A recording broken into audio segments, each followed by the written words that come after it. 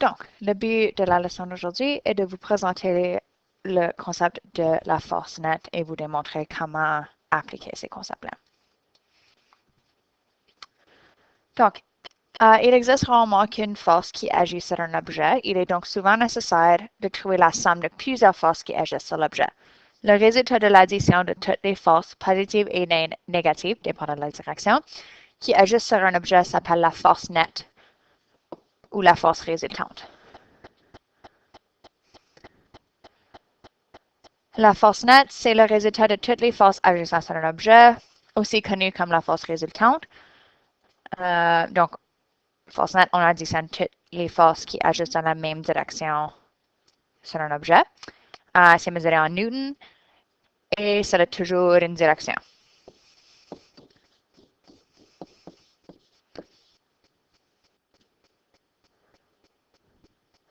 Donc, afin de bien déterminer la force nette qui agit sur un objet, c'est essentiel d'utiliser des diagrammes de force.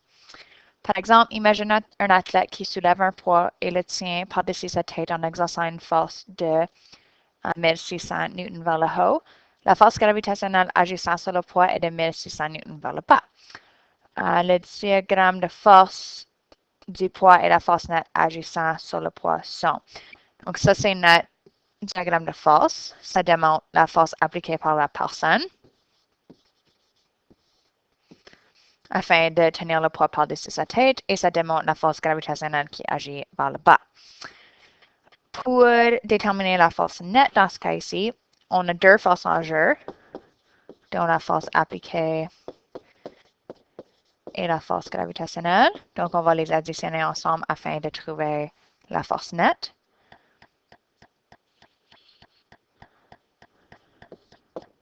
Donc, force appliquée à 1600 newtons vers le haut. Force gravitationnelle est 1600 newtons vers le bas. Pour pouvoir les additionner, il faut que les directions soient pareilles.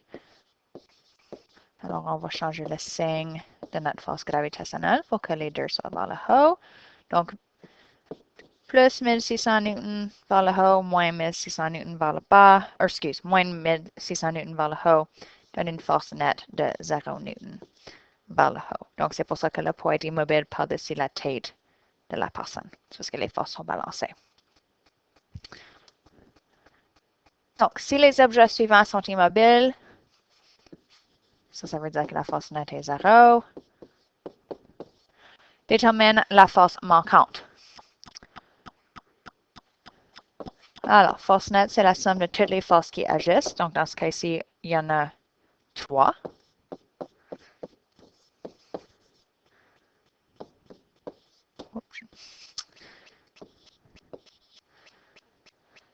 On va les numéroter juste pour que ça soit clair. So, F1, F2, F3. Donc, pour que l'objet soit immobile, force nette doit être égale à 0. Force 1 est 12 newtons vers le haut. Force 2 est 8 newtons vers le haut. Et force 3, on ne le sait pas encore. Donc, on va additionner nos deux forces ensemble.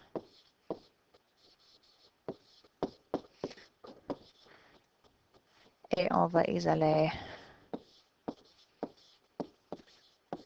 pour F3.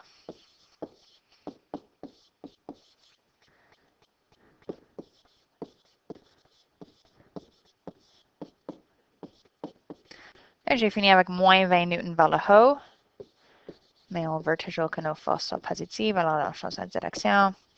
Donc, la force numéro 3 est de 20 newtons vers le bas, afin de garder l'objet immobile. OK. Deuxième, si les objets suivants sont immobiles, détermine la force manquante. Alors, dans ce cas ici, j'ai des forces horizontales et j'ai des forces verticales. Il faut absolument les traiter de façon séparée. Donc, on va commencer avec les forces horizontales.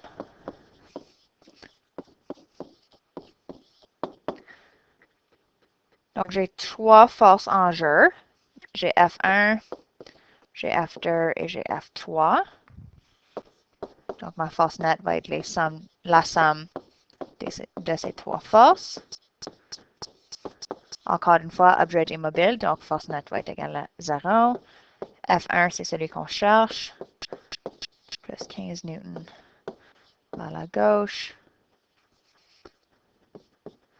Plus 28 newtons vers la droite. Pour pouvoir les additionner, il va falloir qu'on change la direction d'une de nos forces. Donc, à la place de 28 newtons vers la droite, j'ai moins 28 newtons vers la gauche. Donc, 15 newtons moins 28 newtons donne moins 13 newtons. Ainsi, j'isole pour F1. J'ai plus 13 newtons vers la gauche. Donc, 0 plus 13 donne 0 newton vers la gauche pour notre force numéro 1. Une fois qu'on a traité les forces horizontales, on peut traiter les forces verticales.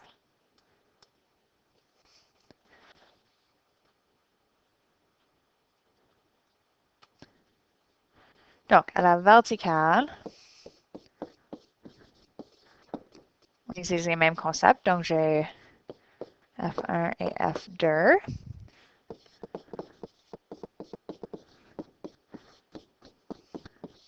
Encore une fois, objet immobile. Donc, j'ai une force nette de 0 newton. Et j'ai 22 newtons vers le bas, plus F2. J'isole pour F2. J'ai moins 22 newtons vers le bas, qui est la même chose que 22 newtons vers le haut.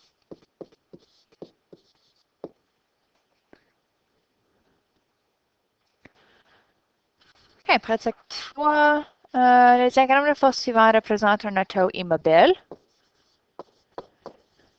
Immobile veut dire force nette de 0. A détermine F1 et Fg. B, comment est-ce que tes réponses changeront si l'auto se déplace avec une vitesse vectorielle constante. Donc, pour A, F1 est une force horizontale et Fg est une force verticale. Alors, on va les traiter de façon séparée. Donc, on va commencer avec l'horizontale. J'ai 3 forces en tout. Alors, force nette va être égale à la somme de ces 3 forces-là.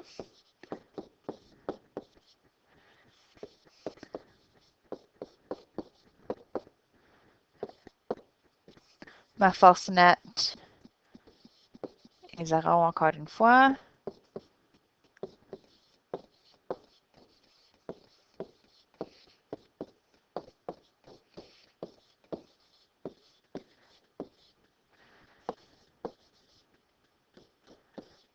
« 1200 plus 1400 me donne 2650 newtons vers la gauche. Et j'isole pour F1.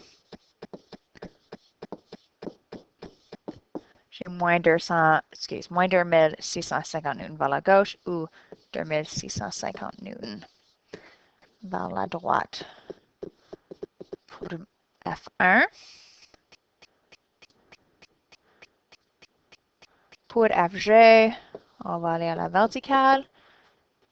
J'ai juste 2 forces en jeu. J'ai le 13 000 newtons et j'ai Fg.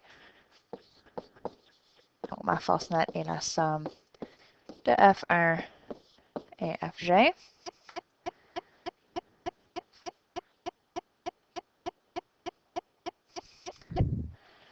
Force nette, encore une fois, est 0 newton. F1, on a dit que c'est 13 000 newtons et ça, c'est vers le haut. Plus Fg. Ça me donne moins 13 000 newtons vers le haut pour mon Fg.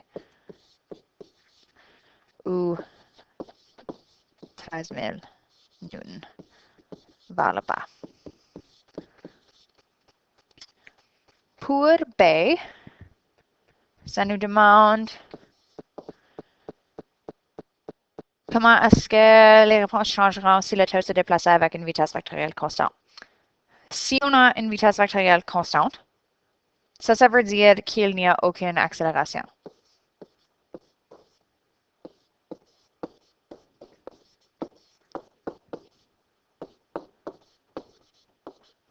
Ta vitesse ne change pas, alors il n'y a pas d'accélération.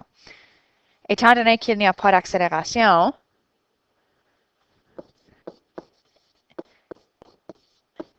et notre force nette est définie comme masse fois accélération, peu importe la masse de mon objet, n'importe quoi fois 0 donne toujours 0. Donc ma force nette est encore 0, qui veut dire qu'il n'y aura aucun changement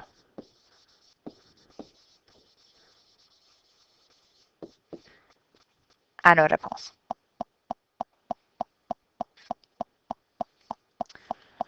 OK, deux enfants se chicanent au sujet d'un jouet. Un enfant tire l'objet avec une force de 20 newtons vers l'est. L'autre enfant tire l'objet avec une force de 5 newtons vers l'ouest. Trace un diagramme de force pour l'objet et détermine sa force nette. Donc, ça c'est notre beau jouet. J'ai un enfant qui applique une force, donc on va dire force appliquée 1, de 20 newtons vers l'est. L'autre enfant applique la force appliquée 2 de 5 newtons vers l'ouest. On ne parle pas de force gravitationnelle dans la question, mais étant donné que l'objet ne flotte pas dans les airs, on peut s'attendre qu'il y ait une force gravitationnelle qui le garde proche au sol. Et afin d'éviter que l'objet s'enfonce dans le sol, on peut présumer qu'il y a aussi une force normale. Donc, étant donné qu'on a juste les deux forces appliquées, la seule force nette qu'on peut calculer, c'est la force nette horizontale.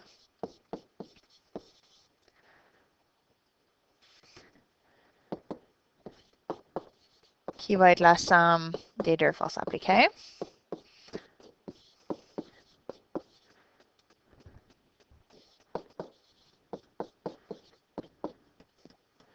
J'ai 20 newtons vers l'est, plus 5 newtons vers l'ouest.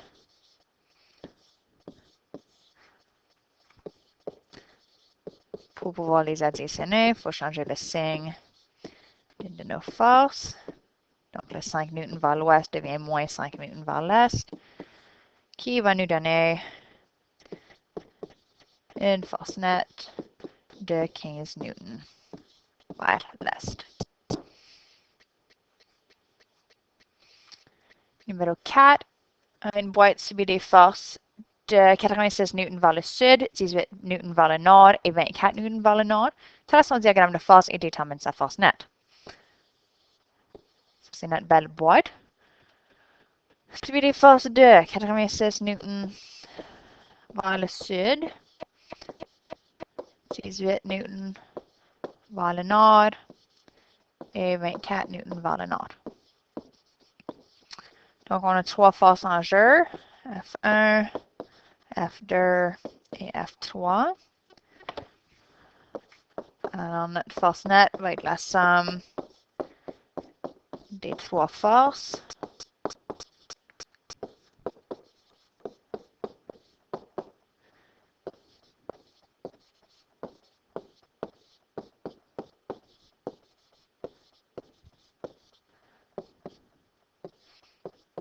Encore une fois, nous avons deux différentes directions. Alors, il va falloir qu'on change les signes. Donc, le 96 newtons vers le sud devient moins 96 newtons vers le nord, plus 18 newtons vers le nord, plus 24 newtons vers le nord.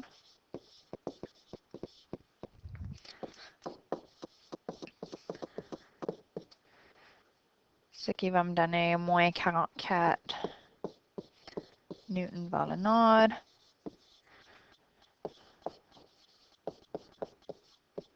Ou 44 newtons vers le sud. Ceci met fin à la leçon pour aujourd'hui. S'il vous plaît, prenez le temps de compléter les questions de pratique autonomes dans le manuel.